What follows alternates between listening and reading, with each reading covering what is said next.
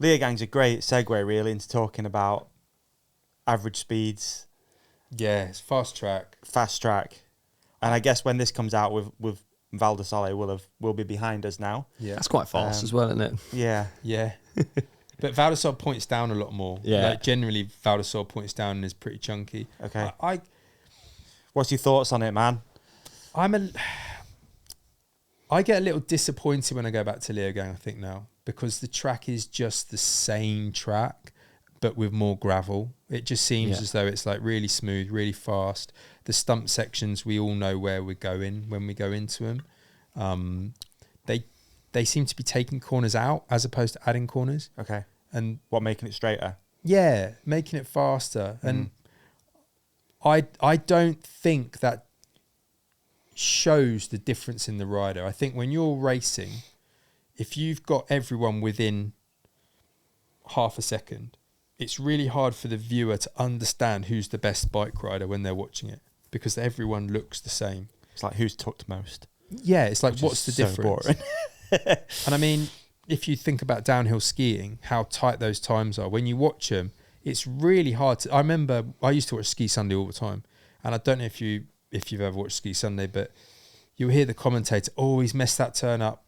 I was like, that turn looked exactly the same as every other guy going around every turn. Yeah. I just can't... I'm like, I clearly don't understand ski racing. And in mountain biking, it'd be a shame if it went to that, where there'll be like a little, someone catches the turn late and just sort of shroups the turn and he's lost his speed, that's it, the run's done. You know, it'd be a shame if downhill went to that degree.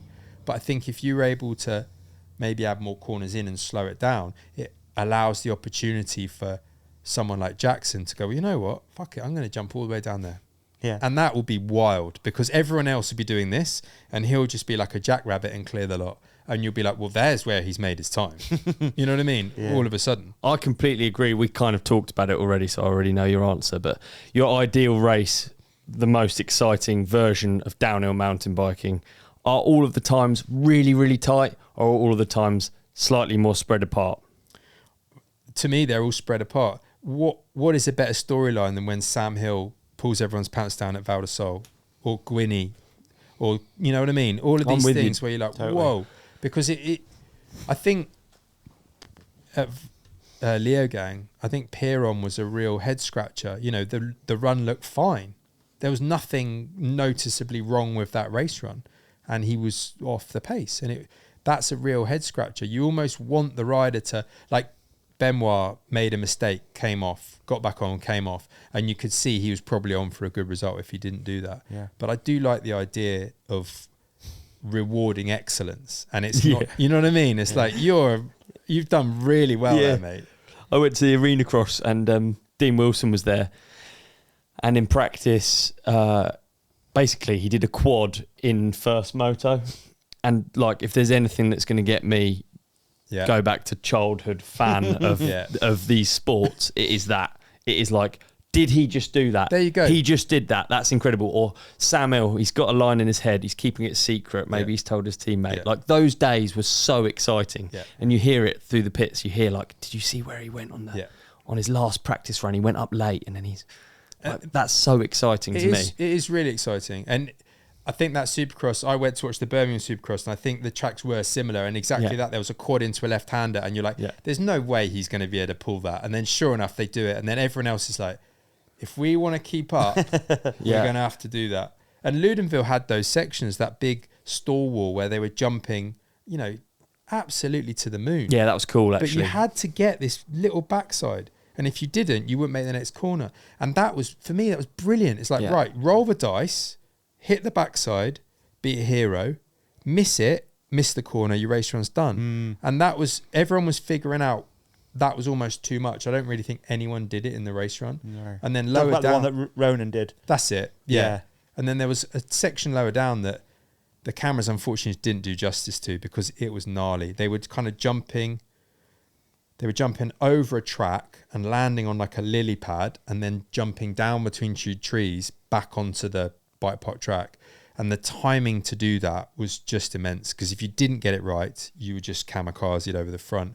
But the way the camera was, it just didn't. Right. That was a really risky one. And Gracie was becoming more and more confident on that track. And there was that section. And then lower down, there's a section where you sort of step, like a natural step down. And that's pretty wild, like the consequences. And she was like, I want to do that step down. And I was just like, oh, bloody hell. And I kind of got all paternal. And I was like, look, it's not my, you know what I mean? I've got to, I can't kind of show this anxiety because she's a credible bike rider. She'll be fine.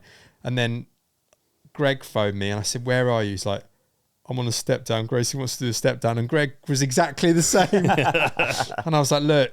And he was like, stay on the phone. She's coming in to do it.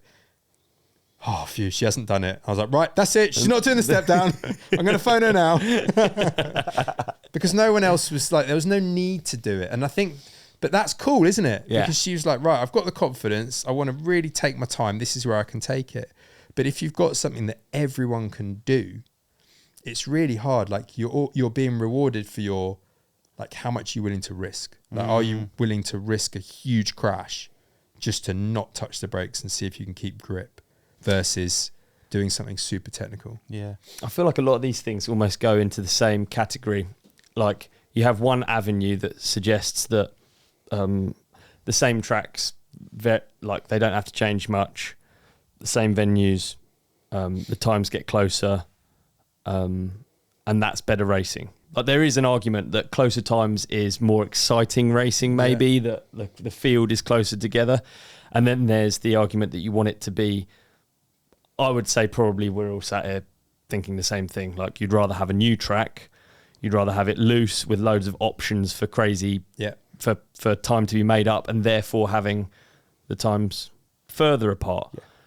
And does that, like, who makes the decision, and does it come down to where we want the who decides on where the sport goes? And like, okay, hey man, what an episode that was. You did amazing in it, And so did you. you shone like a star. You shone like a moon. Can we also put something up here that you can click on for the next episode? How about we put a subscribe up there in the middle? Yeah, I love We're going to put a video we think that our lovely companionship will love on your face. Oh, my face. Yeah. So And they on can't my see me now. gone. And on my face, another video that we think people will love. And thank you for watching. Thank you for listening. Please hit like and subscribe. You guys are the best. Peace and love.